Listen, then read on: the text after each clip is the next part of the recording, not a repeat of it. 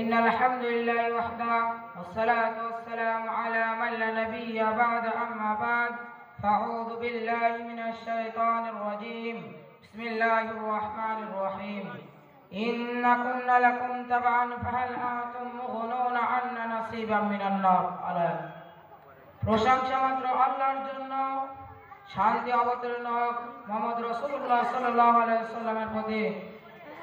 মাননীয় বিচারক মণ্ডলী ও উপস্থিত অত্র মাঠের শিক্ষকগণ, সুবুদ্ধি সম্পূর্ণ মহোদয়, সদস্যগণ ও শ্রোতাবৃন্দ, আজকে এই বাৎসরিক আঞ্জুমানে যে বিষয়টি নিয়ে আলোচনা করতে চলেছি সেটা হলো ধর্মহীনদের রাজনীতির পরিণতি।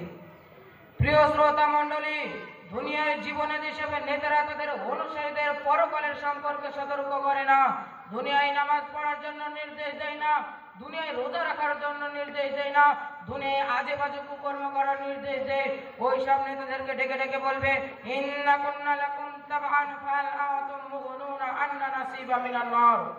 হে আমার নেতারা, তোমরা দুনিয়ার বুকে যা বলেছো আমরা তাই শুনেছি। তোমরা বলেছো অমুককে হত্যা করো, আমরা তাই করেছি। তোমরা বলেছো অমুক নারীর সাথে জেনা করো, আমরা তাই করেছি। তোমরা বলেছো তাদের বাড়ি বোমা ফাটাও, আমরা তাই করেছি। তোমরা বলেছো অমুকের বাড়ি লুটপাট করো, আমরা তাই করেছি। এক কথা দুনিয়ার বুকে তোমরা যা বলেছো আমরা তাই শুনেছি। আজকে এই হাসরে কঠিন জাহান্নামের আগুন থেকে একটু রক্ষা করতে পারো? তখন নেতার অনুসারে যখন নেতাদেরকে এই ধরনের কথা বলবে, তখন নেতারা বলবে ক্বালু লাউ হাদানাল্লাহু লাহাদাইনাকুম। রব্বুল আলামিন যদি আমাকে দুনিয়ার বুকে হিদায়াত দিত তাহলে তোমাকে আমি হিদায়াত দিতাম। আমি দুনিয়াতে ছিলাম গোমরাহি, তাই তোমাকে আমি হিদায়াত দিতে পারিনি।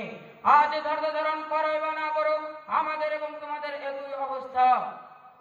ওইসব নেতারা হাসরের ময়দানে কোনো উপকার করতে পারবে না। যেসব যুবকেরা দুনিয়ার বুকে নেতার অনুযায়ী মেনে চলবে, ওইসব যুবকেরা হাসরের ময়দানে কোনো উপকার করতে পারবে না।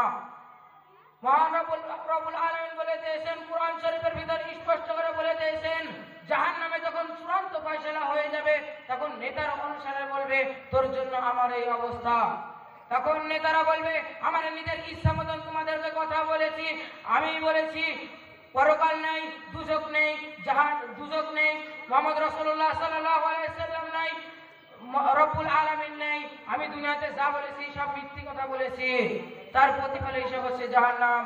হাদিহি জাহান্নামুল্লাতী কুনতুম তুআদুন ইসলাউনাহা আল-ইয়াওমা বিমা কুনতুম তাকফুরুন। এই সেই জাহান্নাম যার ব্যাপারে তোমাদেরকে দুনিয়াতে সাবধান ও সতর্ক করা হয়েছিল, তার প্রতিফল হিসেবে হচ্ছে জাহান্নাম। তার প্রতিফল হিসাব হচ্ছে জাহান্নাম। আমি দুনিয়াতে খারাপ ছিলাম না, ভালো ছিলাম, তুমি আমাকে বাছাই করোনি। আমি দুনিয়াতে তোমাদেরকে কোরআন হাদিস দিয়ে ডেকেছি কি ডাকনি, তুমি আমাকে বাছাই করোনি। আমি তোমাদেরকে আমার দুনিয়াতে চরিত্র ভালো ছিল না খারাপ ছিল, তুমি আমাকে বাছাই করোনি। তার প্রতিফল হিসাব হচ্ছে জাহান্নাম। সাউসলিহি সাকার, অতি শীঘ্র তোমাকে সাকার নামক জাহান্নামে নিক্ষেপ করা হবে। ওয়ামা আদরাকা মার সাকার, সাকার নামক জাহান্নাম তুমি কি জানো? লা তুবকি ওয়ালা তাজার, সেইখানে মরবেও না এবং বাঁচবে না। দুনিয়াতে কত পয়গম্বর পাঠিয়েছেন, আলেম ওলামা পাঠিয়েছেন, তাদের কাছে দলিল ছিল, কুরআন ছিল, হাদিস ছিল। তারা তোমাদেরকে দুনিয়াতে ১০০ বারের বেশিও বুঝিয়েছে তোমরা সঠিকভাবে ওযু করে সালাত আদায় করো, না হলে তোমাদের স্থান হবে জাহান্নাম। আমরা তাদের কথা শুনিনি।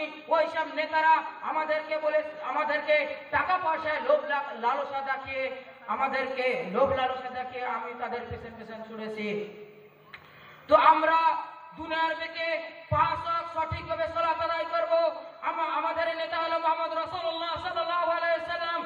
রাসূলুল্লাহ সাল্লাল্লাহু আলাইহি ওয়াসাল্লাম দুনিয়ার বুকে আমাদের যা বলেছে আমরা তাই করতে হবে। তাই পরিশেষে আমি এটাই কামনা করি যে আমার সকল মুসলমান ভাইকে যেন বেশি বেশি করে সালাত আদায় করার তৌফিক দান করুক, আর ওই সব নেতাদের থেকে দূরে সরার তৌফিক দান করুক। আমিন ওয়া আখির দাওয়ানা আলহামদুলিল্লাহি রাব্বিল আলামিন। আসসালামু আলাইকুম।